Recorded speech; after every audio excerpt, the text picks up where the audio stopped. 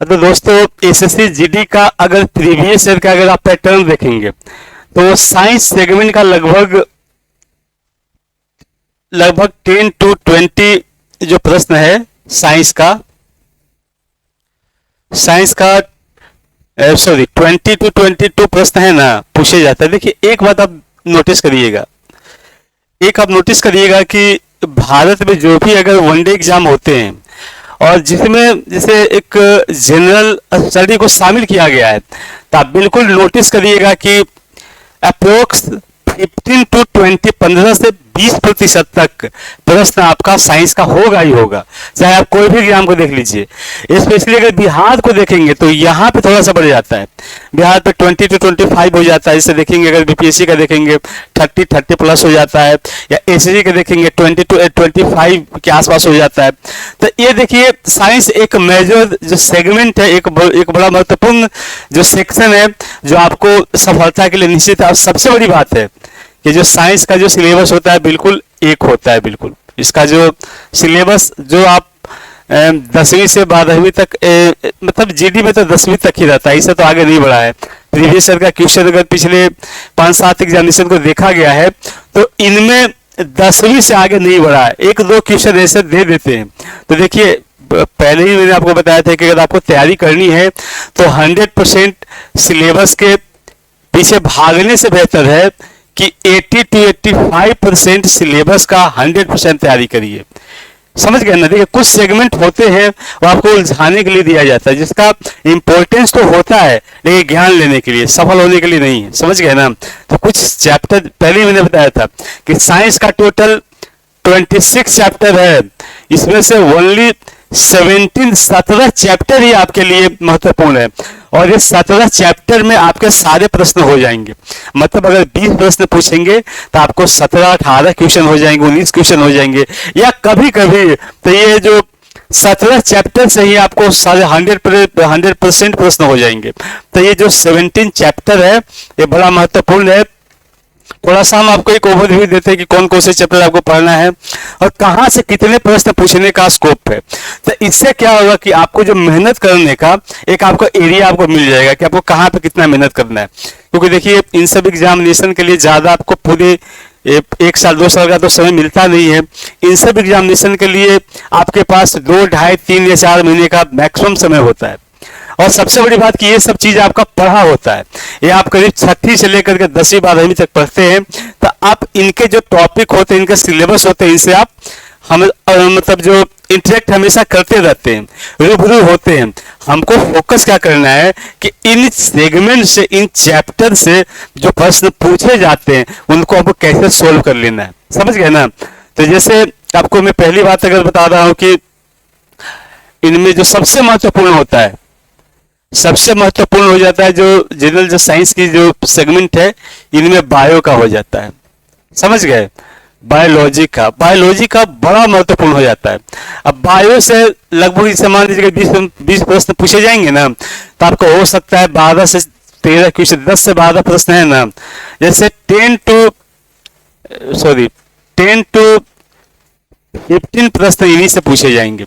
अब इनमें कौन कौन से चैप्टर होंगे? तो देखिए पहला जो ये जीडी को देखा जाए, देखिए तो जीडी में क्या होता है कि जो जीडी में जो सबसे जो महत्वपूर्ण आपका हो जाता है, जैसे आपका हो जाता है क्लासिफिकेशन हो गया,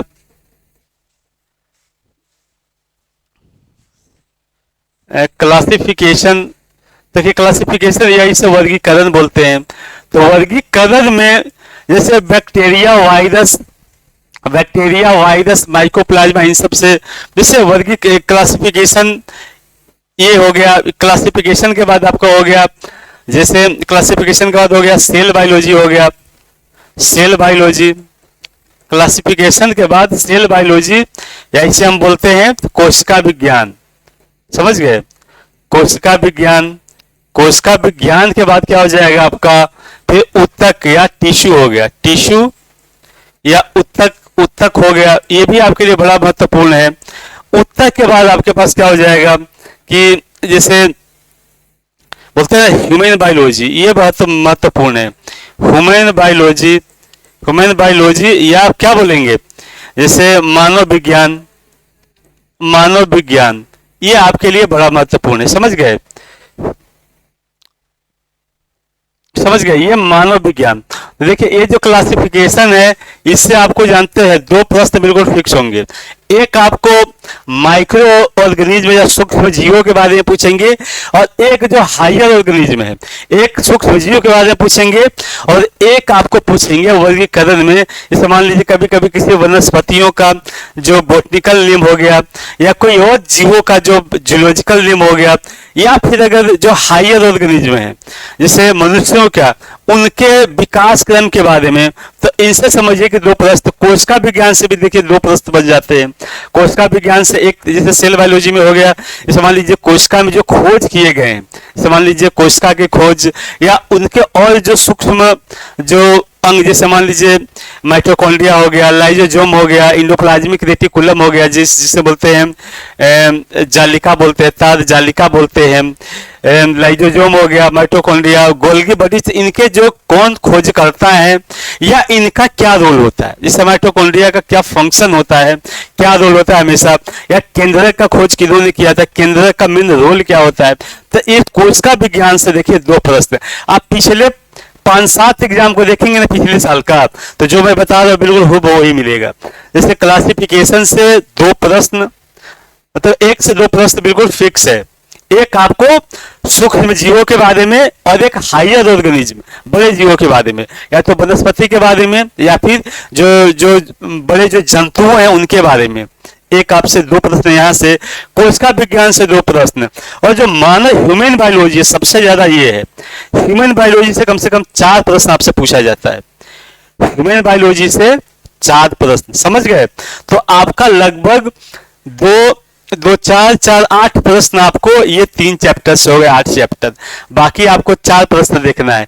ये स्पेशली एसएससी जीडी के बारे में हम बात करते हैं, समझ गए ना। ये स्पेशली जो एसएससी जीडी का जो सिलेबस है, जीडी का जो प्रीवियस ईयर का पूछने का पैटर्न है, हम उसका बात बता दें। तो इसीलिए देखिए दोस्तों बिल्कुल ध्यान से देखिएगा। देखिए मैं तो यही बताऊंगा कि जो आपके जो मैं बता रहा इनको आप अपने रजिस्टर पे नोट कर लीजिएगा और इनके हिसाब से तैयारी करिएगा। आपका प्रिपरेशन उम्मीद से बेहतर होगा और आप सफल होकर आएंगे। तो ठीक है, इसको आप नोट भी कर लेंगे तो बेहतर होगा। जैसे मान लीजिए पॉज करके नोट कर लीजिएगा। अगला देखिए जो चौथा जो हम टॉपिक बताएं, जैसे ह्यूमन बायोलॉजी के बाद चौथा आपका टॉपिक हो जाएगा बीमारियां या डिजीजेज।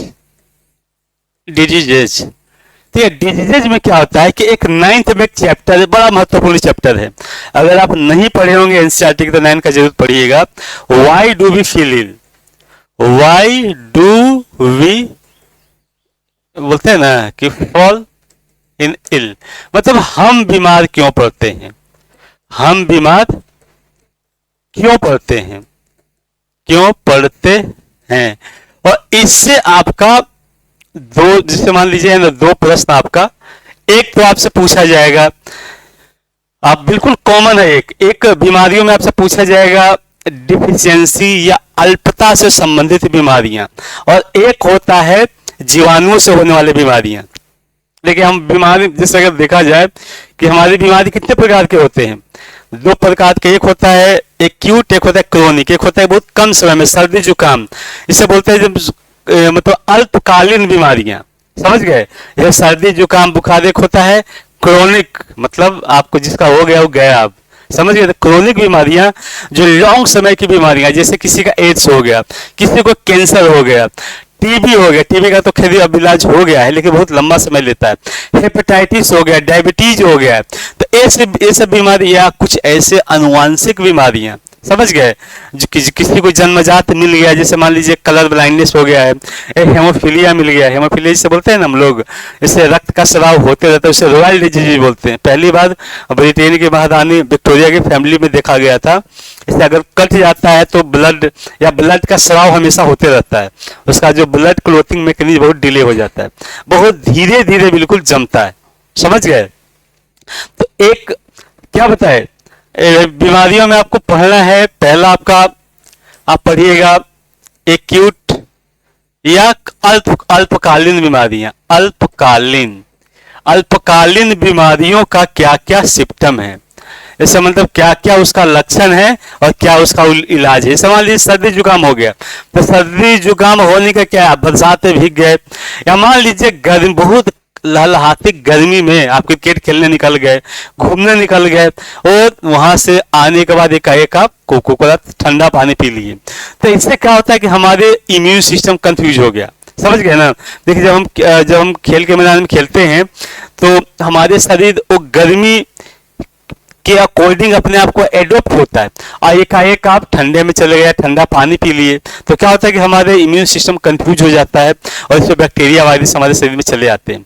तो इसीलिए हमारे जो अनुभवी आप जो लोग हैं, बुजुर्ग लोग बोलते हैं कि आप ऐसा करिए, कहीं से भी आइए, थोड़ा सा 10 मिनट आराम कर लीजिए, तब कुछ खाइए पीजिए, हाथ पैर धो लीजिए। रीजन क्या होता है कि आपके शरीर को एडॉप्ट होने के लिए, एक अनुकूलित होने के लिए समय मिल जाता है। तो देखिए जो भी हमारे परंपराएं हैं उनके पीछे कोई साइंटिफिक लॉजिक होता है, आप उसको पकड़िए, ठीक ना। तो एक तो हो गया अल्पकालीन, एक होता है क्रोनिक, मतलब लंबे समय की बीमारियां, लंबे समय की बीमारियां, समय की, या इसे बोलते हैं हम लोग क्रोनिक डिजीज, क्रोनिक डिजीज। इसके बाद तीसरा हो जाता है अल्पता। अल्पता मतलब होता है कि न्यूट्रिशनल डिफिशियंसी डिजीज, मतलब खान पान में कमी, विटामिन ए की कमी हो गया, रसौंधी हो गया, विटामिन बी की कमी हो गया तो एनीमिया हो गया, आपका बेरी बेरी हो गया, तो बहुत सारी बीमारी ऐसे हो जाएंगे। तो ये सब जो अल्पता, जैसे प्रोटीन का क्वासिक्वायड हो गया, तो ऐसा बीमारियां हो गया। समझ गए। एक हो गया आपका अल्पता, अल्पता, या इसे बोलते हैं हम लोग पोषक तत्वों की कमी की बीमारी, पोषक तत्वों की कमी का बीमारी, कमी का बीमारी। समझ गए। और इसके बाद क्या होता है, जैसे इस बीमारी के बाद फिर होता है आपको एक कम्युनिकेबल, मतलब संक्रामक बीमारियां। तो देखिए जो संक्रामक बीमारियां होंगे, तो संक्रामक बीमारियां के लिए जो उत्तरदायी जो फैक्टर होंगे, सूक्ष्म जीव होंगे, बैक्टीरिया होगा, वायरस होगा, माइकोप्लाज्मा होगा, मतलब बहुत प्रकार के इस प्रकार का सूक्ष्म जीव हैं जो इन प्रकार के बीमारियों का वहन, जैसे ट्यूबरकुलोसिस, टीबी, समझ गए, छुआछूत समझ गए। आपका अभी जो लेटेस्ट हुआ था कोरोना हो गया था, जिससे कोरोना हो गया था, मंकी पॉक्स हो गया था, जिका वायरस हो गया था, डेंगू हो गया था, समझ गए। फिर कुछ जैसे एड्स हो गया, आपका सिफिलिस हो गया, मतलब बहुत सारे बैक्टीरिया वायरस होने वाली बीमारियां, टेटनस हो गया। इससे देखिए तो इसमें भी क्या होता है कि संक्रामक बीमारियां में से कुछ बीमारियां होते हैं कम्युनिकेबल, छुआछूत वाले, हाँ कुछ छुआछूत वाले नहीं होते हैं। जैसे डेंगू अगर आपको हो गया है ना, तो आपका पूरे परिवार का नहीं होगा, वो एक ही को होगा। लेकिन अगर कोरोना हो गया, या मान लीजिए और कुछ ऐसे बीमारियां होते हैं संक्रामक बीमारी, ट्यूबरकुलोसिस, टीबी हो गया है, तो ये पर्सन टू पर्सन कम्युनिकेट करती है, एक पर्सन से दूसरे पर्सन के पास फैलती है। तो ये आपको बिल्कुल ध्यान देना है। समझ गए। ठीक है, जितने टॉपिक मैं बता रहा हूँ, देखिए दोस्तों एक बात बहुत मैं अपने दिल की बात बताता हूँ कि देखिए 90% लोग होते हैं अपने 10% गलतियों की वजह से असफल होते, फेल होते हैं। देखिए वो 10% गलती क्या होता है, हम लोग आते हैं, आने के बाद बिल्कुल पढ़ना शुरू कर देते हैं। देखिए कम से कम 5-7 दिन आप आराम करिए, खाइए पीजिए, घूमिए, और थोड़ा सिलेबस को एनालाइज करिए कि हाँ भाई हमको सिलेबस को देखिए। और सबसे बढ़िया आपका जो दोस्त या मेंटोर है आपका PYQ, प्रीवियस ईयर क्वेश्चन, पहले 2-3 साल का प्रश्न को देखिए कि उसका नेचर क्या है, वो कैसे प्रश्न पूछ रहा है। अब देखिए जब तक प्रीवियस ईयर के प्रश्न को नहीं देखेंगे तो आप समझेंगे नहीं कि मैं आपको क्या बता रहा हूँ। प्रीवियस ईयर का क्वेश्चन आपको ये आपको आपको भटकने देगा, न हम आपको भटका पाएंगे। अगर आलतू फालतू पढ़ाएंगे तो आपका तो कमेंट होगा ना, सर ये तो सिलेबस का पार्ट ही नहीं है। इसलिए प्रीवियस ईयर के क्वेश्चन को देखिए, वो आपको बढ़िया मेंटोरिंग करेंगे, आपको गाइड करेंगे। समझ गए। और हमको भी बिल्कुल ट्रैक पे रखिएगा। तो इसीलिए प्रीवियस ईयर का क्वेश्चन देखिए, वो आपको बिल्कुल एक सेटिस्फाइंग पैटर्न पे ले जाएगा, हाँ भाई आपको क्या पढ़ना है। तो जब अगर आप प्रिपरेशन करिए तो 2-4 दिन आप इस पे मेहनत करिए कि आपका सिलेबस क्या है, इसके कैसे प्रश्न पूछे जाते हैं। समझ गए, तब मजा आएगा एक्चुअल। तब जो देखिए हम जो बात बोल रहे थे कि 90% लोग अपने 10% गलतियों की वजह से फेल होते हैं, वो बातों को समझते नहीं है। तो वो 10% गलती यही है कि हम उसको एनालाइज नहीं करते। आप उसको एनालाइज करिए, एनालाइज करने के बाद आप कंफ्यूजन हटा दीजिए कि ये होगा वो होगा, समझ गए। तो बिल्कुल आप ये जो देख लीजिए, अभी हम पोषक तत्वों की कमी से संबंधित बीमारियों के बारे में बताया कि ये आपको पढ़ना है। इसके बाद अगला क्या होता है, देखिए अगला होता है आपका जो टॉपिक जो 5वां है, संक्रामक बीमारियों का। संक्रामक बीमारियां, देखिए संक्रामक बीमारियों में क्या होता है कि इनमें कुछ होते हैं जैसे मतलब जैसे जैसे पानी से, एक होता है कि वाटर कॉम्युनिटी, जैसे पानी से संक्रमण, जैसे मान लीजिए आपका कोलेरा हो गया, समझ गए, फूड पॉइजनिंग हो गया, या फिर जॉन्डिस, ये सब जो बोलते हैं ना, ये सब मेनली इनके जो जीवाणु होते हैं वो पानी के थ्रू मूव करते हैं, समझ गए। और कुछ होते हैं जैसे एक होता है जिसे बोलते हैं हम लोग वाटर बोर्न डिजीज भी बोलते हैं हम, वाटर बोर्न डिजीज, समझ गए, या पानी के संक्रमण, पानी से संबंधित बीमारियां। तो देखिए इनमें मेनली क्या होता है ना कि इन बीमारियों में पानी के संक्रमण, जैसे हो गया आपका कोलेरा हो गया, समझ गए, जैसे कोलेरा हो गया, और जैसे जॉन्डिस हो गया, पोलियो हो गया, सब छोटे छोटे बच्चे के, तो इनके वायरस इनसे होते हैं। देखिए ये हो गया जैसे कम्युनिकेबल हो गया, जैसे कुछ ऐसे जीवाणु से जो कम्युनिकेट करते हैं हवा से, पानी से, समझ गए, या और अन्य जो खाद्य पदार्थ हैं या मिट्टी से, इन सब के थ्रू बहते हैं। कुछ जो जीवाणु ऐसे हैं जो इनसे संक्रमण नहीं होते हैं, वो डायरेक्ट पर्सन टू पर्सन संक्रमणित होते हैं, जैसे एड्स हो गया, टीबी हो गया, और जो जैसे मान लीजिए सिफिलिस हो गया, जो महिलाओं के जो मतलब जो बोलते हैं ना कि प्रजनन अंग से में संक्रमण होता है, वो उसके थ्रू पुरुषों में फैल जाते हैं। तो कुछ क्या होता है कि जैसे पर्सन टू पर्सन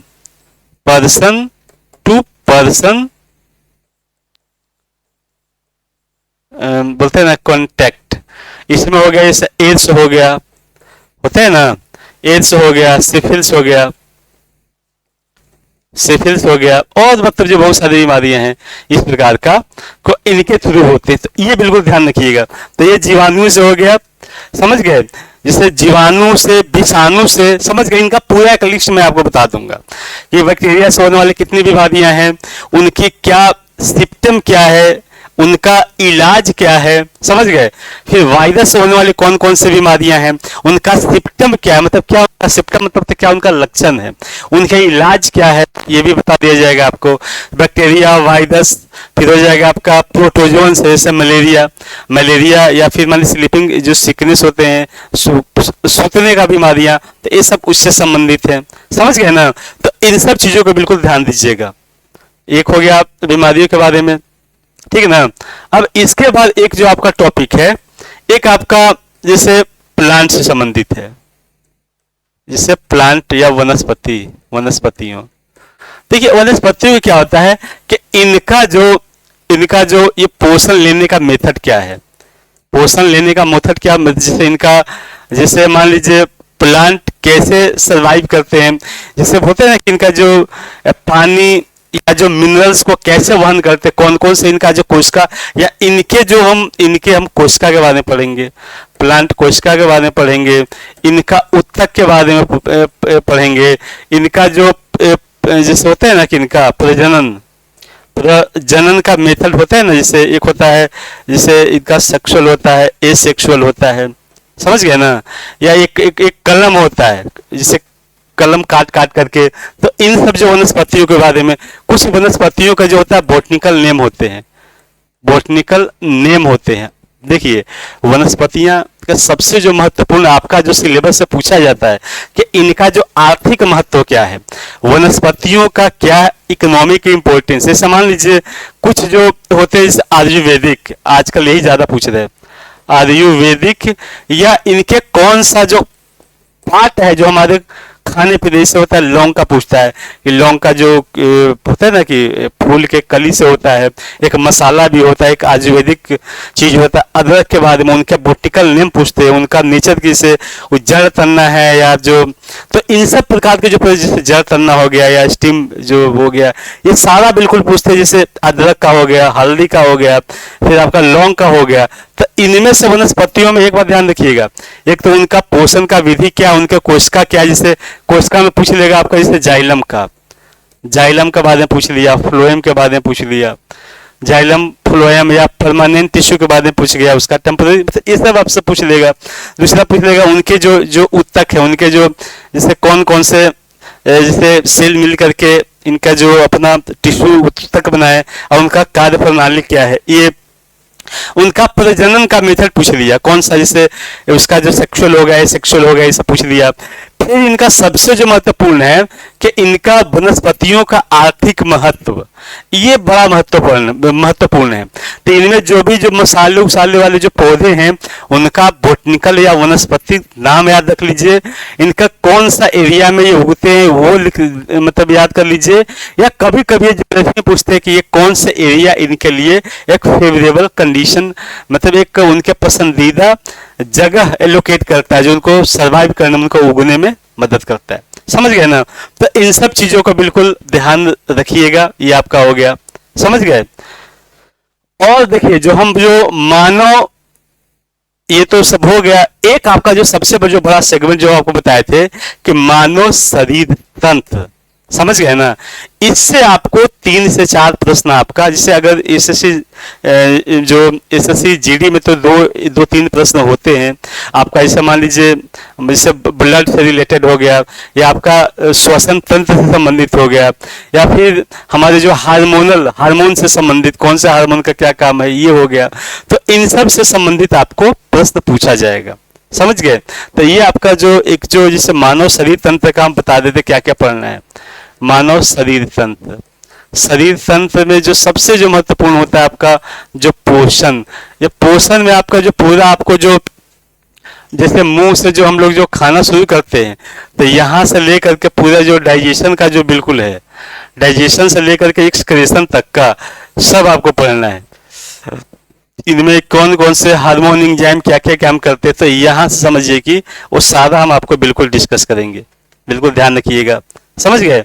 जो हम भोजन को लेते हैं और उससे फिर एक्सक्रीशन, जो हमसे इस सारा बिल्कुल पूछे, इनसे रिलेटेड बहुत प्रश्न बनता है। लेकिन कुछ जो होते हैं जो एंजाइम हार्मोन्स, इन सब का क्या क्या रोल होता है, ये आपको तो पहला पोषण वाला हो गया। दूसरा आपका क्या होता है कि श्वसन तंत्र, ये आप पढ़े होंगे 10वीं में। श्वसन तंत्र के बाद फिर होता है फिर आपका परिवहन तंत्र। परिवहन मतलब जो ब्लड, जैसे ब्लड कैसे परिवहन तंत्र के बाद होता है उत्सर्जन में मेनली हम लोग किडनी का फंक्शन पढ़ते हैं, जैसे कैसे हमारे जो ब्लड का फिल्ट्रेशन होता है। ये उत्सर्जन के बाद फिर क्या होता है आपका कंट्रोल एंड कोऑर्डिनेशन, समझ गए। इसमें हम बोलते हैं कि एक ऐसे हमारे अंगों के कार्यों को नियंत्रण करना, जो हमारा दिमाग हर चीजों का है ना, जैसे आप उसमें CNS central nervous system, PNS peripheral nervous system, plus आपको जो हार्मोनों का क्या काम होते हैं, कैसे कंट्रोल करते हैं, ये आपको पढ़ना है। उसके बाद एक चैप्टर और हो जाता है यहाँ पे कि एक आपका जैसे हो गया अनुवांशिकी, समझ गए। जैसे मान लीजिए एक पिता से या माता पे एक पेरेंट्स से उनके गुणों कैसे चला जाता है, ये आपका हो गया, समझ गए। ये सब होने के बाद बायोलॉजी में एक चैप्टर और बड़ा महत्वपूर्ण, जैसे 2 चैप्टर। एक क्या होता है कि बायोकेमिकल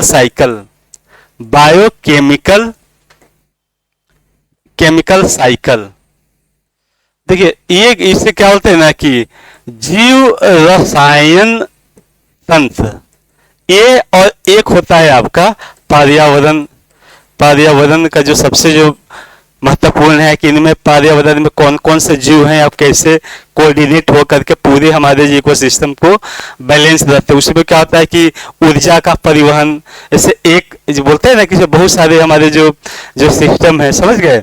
जैसे आपका ऊर्जा का परिवहन, जैसे आपका हो गया पॉन्ड इकोसिस्टम हो गया, फॉरेस्ट इकोसिस्टम हो गया, तो इन सब को पूरा आपको पढ़ना है। तो ये कुल मिलाकर के ये हम आपको जीडी में तो और जो 17 चैप्टर बताया ना, उनमें से 10-12 चैप्टर ही आपके लिए महत्वपूर्ण है और इन्हीं से लगभग पूरा प्रश्न आपका हो जाएगा। तो मैं इसी उम्मीद के साथ ये बताता हूँ कि आप इन सब जो टॉपिक है इनको बढ़िया से रजिस्टर पे नोट कर लीजिए और एक एक को बेहतर तरीके से आप उसको प्रिपरेशन करिए, आपका सारा चीज हो जाएगा। इससे जीडी के लिए ज़्यादा आपको तनाव नहीं लेना है, खाली पूरे सिलेबस को मेंशन करके आप सारा बिल्कुल कर लीजिए। समझ गए? हमारा जो अगला जो हमारी होगा जैसे वर्गीकरण, वर्गीकरण हम अगले क्लास में बहुत, आप 9th वाले एक चैप्टर है नौमा का, समझ गए? नौमा का ये 9th एनसीईआरटी का बहुत महत्वपूर्ण चैप्टर है कि जो जीवों का वर्गीकरण, या उसी को हम लोग बोलते हैं कि द लिविंग वर्ल्ड। अगर इंग्लिश वाले एनसीईआरटी देखेंगे द लिविंग वर्ल्ड होगा चैप्टर, वो बिल्कुल ध्यान से बहुत आसान तरीके से बहुत बेहतर तरीके से समझाया है। और I think NCERT is one of the best source for information. आपका प्रिपरेशन के लिए उससे बेहतर कोई सोर्स है नहीं। हाँ, उसको कोई अगर अच्छा गाइड या मेंटर की साथ अगर आप पढ़िएगा, नहीं, मैं आपको वही गाइड करूंगा कि आप एनसीईआरटी को कैसे अपने लिए बेहतर हथियार बना सकते हैं। ठीक है दोस्तों, फिर मिलते हैं आपसे। जय हिंद।